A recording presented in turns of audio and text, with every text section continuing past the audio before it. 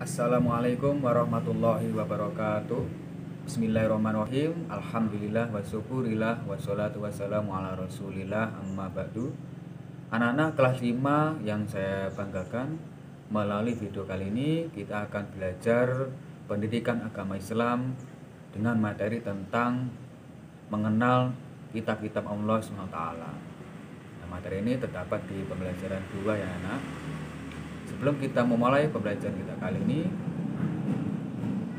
alangkah baiknya kita berdoa bersama-sama ya anak-anak. Yuk kita berdoa bersama-sama. Bismillahirrahmanirrahim. Raditu billahi robba wa bil islami dina wa bi muhammadin nabiyya wa rasula. Rabbi zidni ilma warzuqni fahma birahmatika ya arhamar rahimin. Amin. Nah, dari sini sudah siap ya anak-anak untuk mengikuti pembelajaran kita kali ini. Yuk langsung saja ke pembelajaran kita kali ini. Nah, ini anak-anak untuk materi kita kali ini, yakni mengenal kitab-kitab Allah SWT. Kalian juga bisa menyimak buku kalian juga pada halaman 18 ya. Yang pertama, perintah beriman kepada kitab-kitab Allah SWT. Ini terdapat pada Al-Quran surat An-Nisa ayat 136 ya anak-anak. Ini kalian bisa baca sendiri ya anak-anak ya. Inti dari adanya surat An-Nisa ayat 136 ini adalah bahwasanya kita sebagai umat yang beriman, kita diperintah oleh Allah SWT untuk beriman kepada Allah dan Rasulnya, yakni Nabi Muhammad, dan kepada kitab Al-Quran ya, yang dimaksud yang diturunkan kepada Rasulnya, serta kitab yang diturunkan sebelumnya, yakni sebelum Al-Quran. Apa saja itu? Ya, nanti kita akan membahasnya. Oke. Untuk selanjutnya, apa itu kitab suci? Kitab suci adalah firman-firman Allah SWT yang dibukukan ya. Kitab suci berisi tentang ketentuan, perintah, larangan, petunjuk, dan pedoman hidup bagi manusia demi mencapai kebahagiaan dunia dan akhirat kelak. Nah, kitab suci juga disebut sebagai kalamullah ini karena percaya adanya kitab-kitab Allah SWT merupakan rukun iman yang ketiga. Nah, perlu kita ketahui ya anak-anak, rukun iman ada berapa? Yuk, rukun iman ada 6 ya anak-anak. Yang pertama iman kepada Allah, yang kedua iman kepada malaikat Allah, yang ketiga yakni iman kepada kitab-kitab Allah, yang keempat iman kepada Rasul-Rasul Allah, yang kelima iman kepada hari akhir, yang keenam atau yang terakhir iman kepada qada dan qadar. Nah, adapun iman kepada kitab-kitab Allah yakni berurutan yang ketiga ya, rukun iman yang ketiga. Nah, adapun bagaimana caranya beriman kepada kitab-kitab Allah SWT? Caranya adalah dengan meyakini dengan hati kita sedalam-dalamnya bahwa Allah SWT telah menurunkan kitab-kitabnya kepada para rasul melalui perantara malaikat Jibril. Jadi Allah tidak langsung menurunkan kitab-kitabnya kepada para rasulnya, tetapi melalui perantara malaikat Jibril, yang mana malaikat Jibril sebagai malaikat sang pembawa wahyu. Nah, kitab-kitab tersebut harus dijadikan pedoman hidup untuk menuntun dan mengatur cara kita bersikap dan berperilaku guna mencapai keselamatan dan kebahagiaan hidup di dunia maupun akhirat ya. Selain itu juga Allah telah menciptakan manusia sebagai makhluk yang paling sempurna. Ini patut kita syukuri ya anak-anak, kita sebagai manusia yang disempurnakan Allah SWT. Manusia diberi amanah sebagai penguasa atau khalifah di muka bumi. Ini maksudnya adalah kita diperintahkan oleh Allah untuk memelihara bagaimana bumi itu tetap aman dan tentram.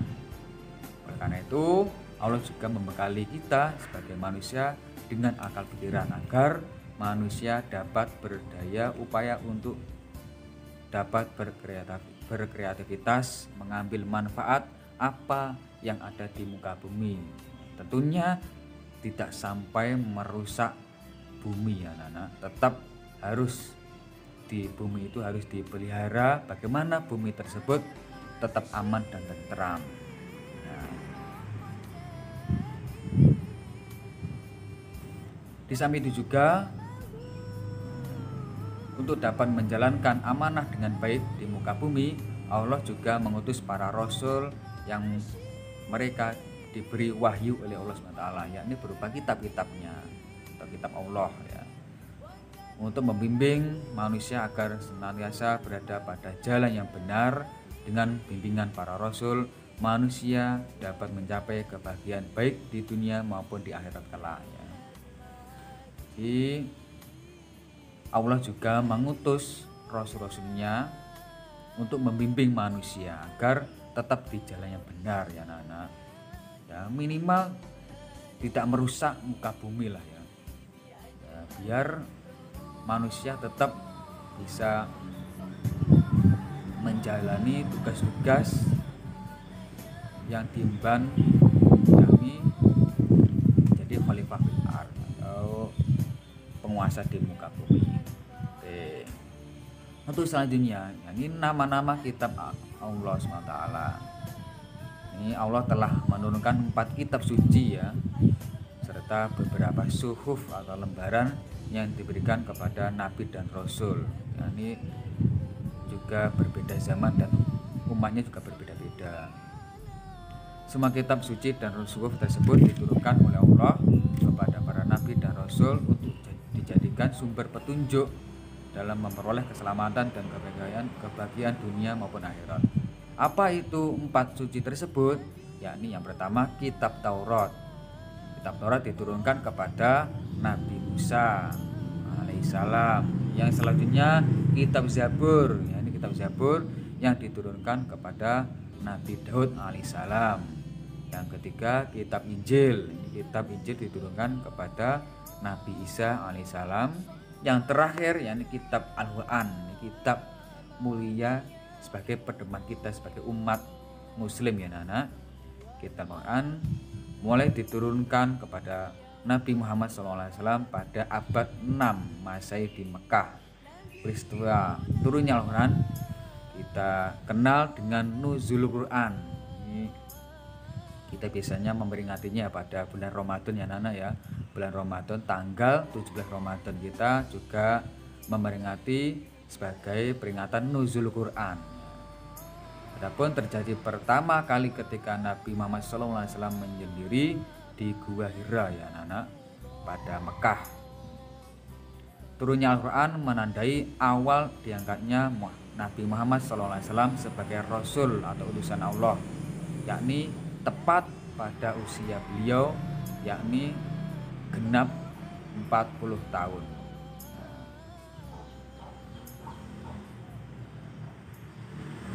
Dari sini sudah bisa dipahami anak-anak ya. Nah, bagaimana untuk pembelajaran kita kali ini anak-anak? Dan saya harap semuanya bisa memahaminya, dan tak kalah pentingnya kalian harus mengimani adanya kitab-kitab Allah Subhanahu wa taala yang telah diturunkan kepada rasul-rasulnya melalui malaikat Jibril. Ya, ini ada 4 kitab ya anak-anak. Yang pertama kitab Taurat, yang kedua kitab Zabur, yang ketiga kitab Injil, yang terakhir kitab Al-Quran. Yang mana kitab Al-Quran ini sebagai pedoman hidup kita sebagai umat muslim untuk memperoleh kebahagiaan dan keselamatan dunia maupun akhirat. Mungkin cukup sekian dari saya. Akhirul kalam, ihdinas siratal mustaqim. Assalamualaikum warahmatullahi wabarakatuh.